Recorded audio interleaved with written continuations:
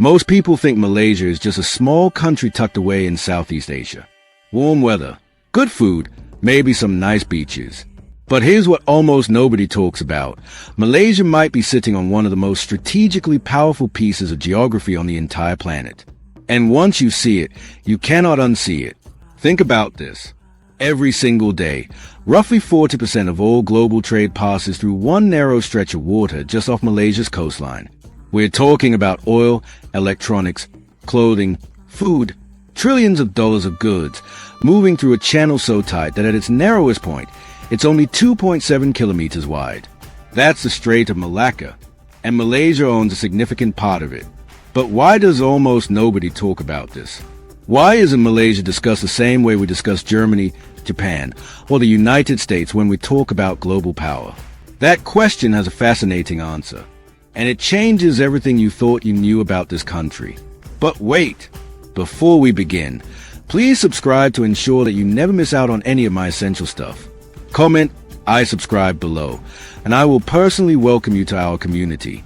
With that said, let's get started.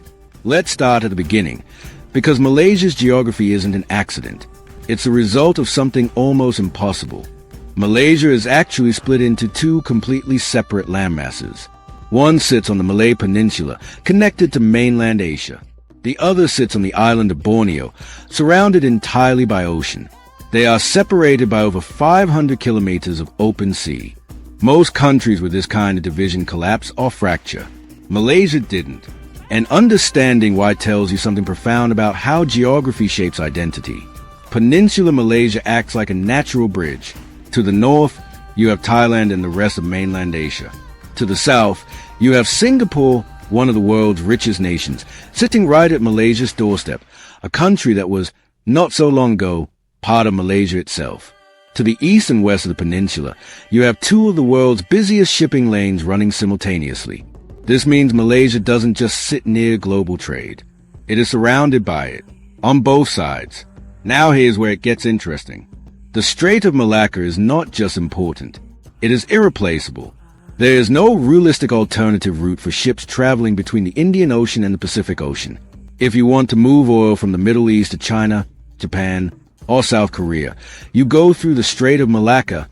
If you want to move manufactured goods from China back to Europe or Africa, same route. The United States Navy considers it one of the world's most critical choke points, and Malaysia sits directly along it. Empires have known this for centuries. The Portuguese seized the port of Malacca in 1511 specifically because they understood what controlling this strait meant. Then came the Dutch, then the British. Every colonial power that arrived in Southeast Asia eventually looked at Malaysia and thought the same thing.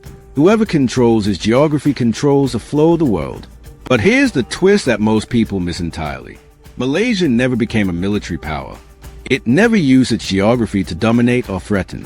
Instead, it became something rarer, a neutral crossroads, a place where East meets West, where Islamic culture blends with Chinese tradition, Indian heritage, and indigenous roots, all held together by geography that forced different civilizations to meet, trade, and coexist. Malaysia didn't become powerful through conquest. It became powerful through connection. And that's reflected in what Malaysia looks like today. Kuala Lumpur sits almost exactly in the center of Peninsular Malaysia, and it functions like a miniature version of the world itself. You can eat dim sum for breakfast, biryani for lunch, and satay for dinner, all within the same city block. The national language is Malay, but you'll hear Mandarin, Tamil, English, and a dozen other languages just walking through a single market. This diversity didn't happen by chance. It happened because Malaysia's geography made it a meeting point for centuries.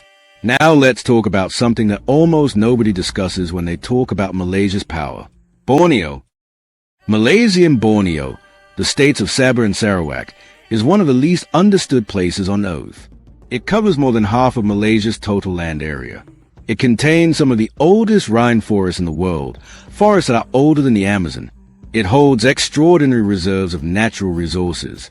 And it sits strategically in the middle of Southeast Asia, sharing a land border with Indonesia and looking directly toward the Philippines and the South China Sea, one of the most contested bodies of water in the world right now. The South China Sea dispute is one of the biggest geopolitical tensions of the 21st century. Multiple nations are competing for control of those waters, for the oil beneath them, for the fishing rights, for the shipping lanes. And Malaysia? Malaysia has a direct coastline along this contested sea. It is not a spectator in this story. It is sitting right in the middle of it. So ask yourself, why does a country with this much geographic significance feel so invisible on the world stage? Part of the answer is Malaysia's deliberate choice to stay balanced. It maintains relationships with the United States, with China, with the Middle East, with the West. It doesn't fully align with any single superpower. In a world that increasingly demands you choose a side, Malaysia has quietly refused. And its geography gives it the leverage to do exactly that. Because everyone needs access to the Strait of Malacca. Everyone. There's also something deeply human about what Malaysia's geography created. When you build a country at the intersection of civilizations, when your land has been visited, settled, and shaped by dozens of different cultures across thousands of years, you develop a kind of cultural fluency that most nations never achieve. Malaysians are, as a general rule, extraordinarily adaptable. They speak multiple languages naturally. They understand different cultural codes.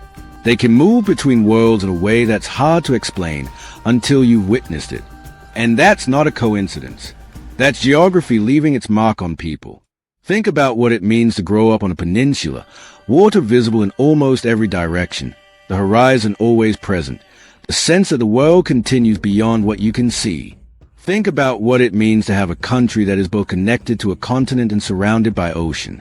Malaysia exists in a permanent state of in-between. And rather than being weakened by that, it learned to turn it into an identity. Here's the final realization that ties all of this together. Geography is often described as destiny. And for many countries, that's true in a heavy, limiting way. But Malaysia represents something different. It inherited a geography so powerful, so strategically valuable, that every major empire on Earth once wanted to control it. And rather than becoming a battleground, rather than being defined by the forces that tried to claim it, Malaysia became a place that absorbed all of those influences and made them its own. The Strait of Malacca still flows. The ships still pass. The trade still moves. And Malaysia, quietly, deliberately, sits at the center of it all, not with military force, not with loud declarations of power, but with the calm confidence of a country that knows exactly where it stands in the world. Most people fly over Malaysia on their way somewhere else. They look down and see green hills and coastal water and think nothing of it. But now you know what's actually down there. So here's what I want to know.